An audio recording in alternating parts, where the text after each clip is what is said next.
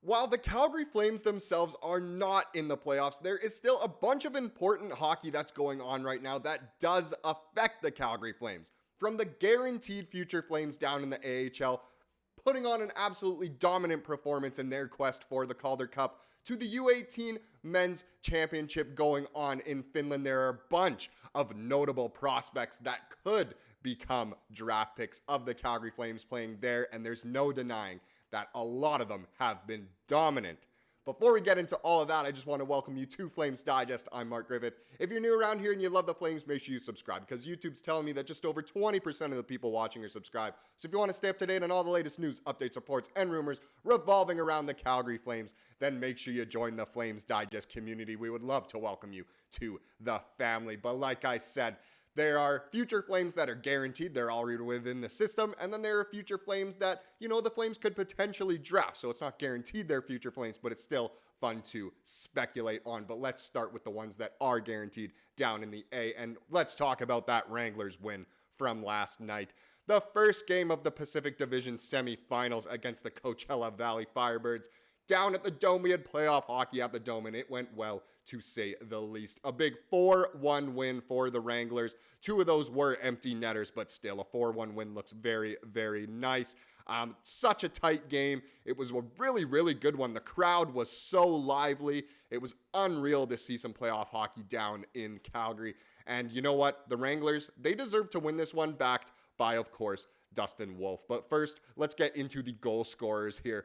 Wow, Adam Klapka, what a goal. If you haven't seen the highlights, I strongly suggest going and watching the highlights from the game. He splits the D and goes bar down. He also had an assist on the eventual game-winning goal. He has been spectacular for the Wranglers in the playoffs so far, really showing his NHL caliber prowess down in the A. He did play a few games with the Flames this season. He ended the season with the Flames, but he's showing that he is gunning for a roster spot come October. He has been really, really good. It was great to see some other guys get on the scoreboard, like Sam Morton, Jacob Pelche, Matt Coronato all got points. I know it was on an empty netter, but still good to see them. And then Yan Kuznetsov, another guy who's come up to the Flames, gets the other empty netter. So a big 4-1 win. But like I said before, let's talk about this guy.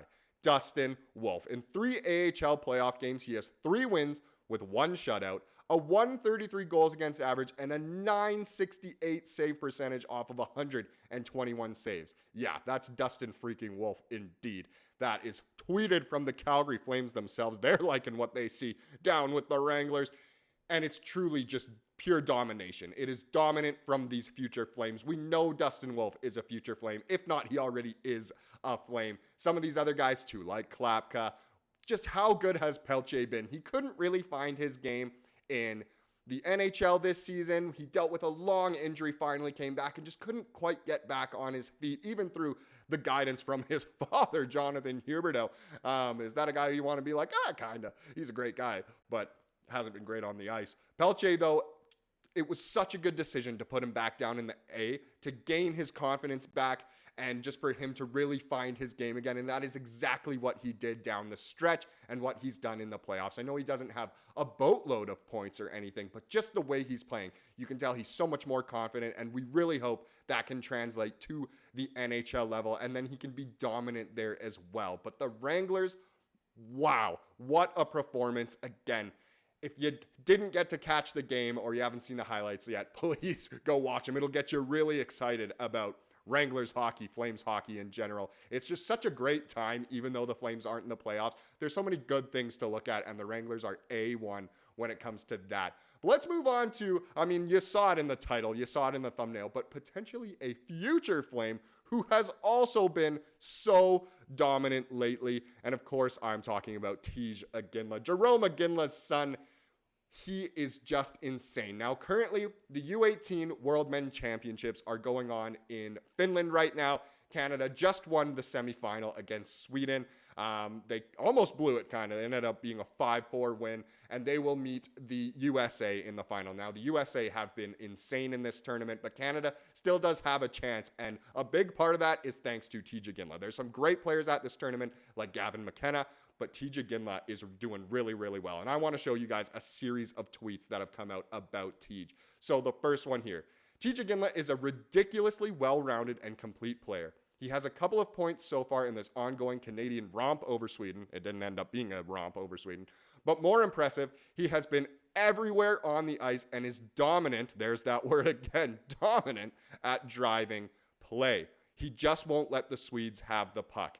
And who does that sound like? Well, it certainly sounds a lot like his father. And a lot of people are saying, look, we shouldn't be always comparing this guy to his dad. It's not always great to compare, children to their parents. I mean, personally, I love being compared to my dad. That guy's my hero. I'd love to be like him. I kind of look a lot like him too. But Tij Iginla, I mean, sure, he wants to be his own guy, his own professional, his own player, but it's not a bad thing to be compared to your pops in a good way, saying you're just as good, if not better, as your old man. And seeing that he is such a well-rounded player, is so strong on the puck, and won't even let the Swedes have the puck is so good. And I know a lot of Flames fans want to draft this guy. If he's on the draft board, everyone will want him to come to the Flames. I mean, that's saying that the Flames don't win the draft lottery. If they win the draft lottery, I would assume they'd take Celebrini over Iginla. But still, it is so fun to speculate on just the chance that we could have another Iginla in the system, and it's so great. But I can hype him up more, but I'll let other people do the talking for me. Here's another tweet. This is easily Tij Iginla's best game of the tournament for me. All over the puck, bringing it to the net, aggressive on the forecheck, and a menace to Sweden's transition game. All this on top of an elite shooting ability and relentless motor. Does this guy have any flaws? He sounds like the perfect hockey player. He played really, really well today, and he's just so amazing. We saw what he did with Kelowna this year, getting all those goals, all those points, and he's just such a good 200-foot player. Just an amazing, amazing prospect here, and it would be great if the Flames could pick him up. And even if the Flames don't draft him, he could still be a future Flame potentially. I'm sure the Flames would be interested in picking him up at any time, whether it's after his ELC is done or getting him in a trade. Who knows? Maybe another team will draft him and then they'll trade on draft night. We've seen it happen before with other teams. Maybe the Flames will be that.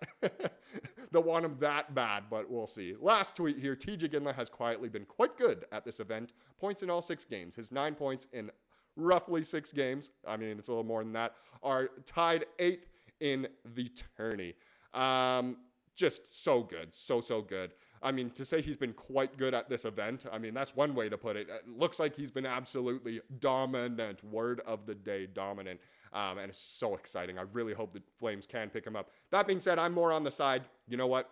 Draft the best player available at whatever position we have. But if that is Iginla, then please go for it, Connie. We would love to welcome Tij to the Sea of Red and to Calgary. Now let's talk about how we have to cheer about something in the NHL playoffs here. And that is this chapter, Go Canucks. Yes, the worst case scenario for Flames fans has happened, as the Oilers and Canucks have both won their first round series matchups. Vancouver knocked off Nashville last night with pretty much a last-minute goal from Pia Suter. We saw an OT winner from Lindholm earlier in the series, which also, as Flames fans, wasn't exactly great to see. That one stung a little bit, and then the Oilers obviously dismantled the LA Kings once again. So they'll be matching up in the second round of the playoffs. Crazy to think Vancouver and Edmonton meeting in a playoff series for just the third time ever. 1986 and 1992. 1986, who went on to the final? Oh yeah, that was us. Oilers won both of those series. There's no surprise there at all. But the thing that does matter here and why we should be cheering for the Canucks over the Oilers is that the Flames conditional pick still in play from the Lindholm deal. The 2020 fourth round pick becomes a third if the Canucks do beat the Oilers. So obviously, most people were going to be cheering against the Oilers no matter what, and I wouldn't say we're hopping on the Canucks wagon, but for this series anyway, it makes a lot more sense for Flames fans to be cheering for the Canucks in order to get a higher pick. I know a lot of people will say, well, that's not a huge difference from a fourth to a third. Hey, it is a big asset and could be used in a trade, and you never know when a third rounder could hit in the draft as well. So go Canucks. I never thought I would say that, but it's just the reality of the NHL playoffs this year. Once the West Final comes, personally, I really hope no matter who wins this series gets destroyed by whoever ends up coming out of the Central, or if it's Vegas as well.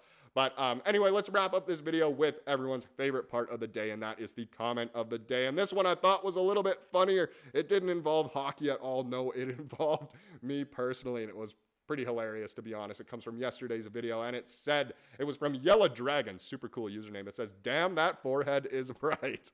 Oh, man. See, a lot of people think that that's roasting me.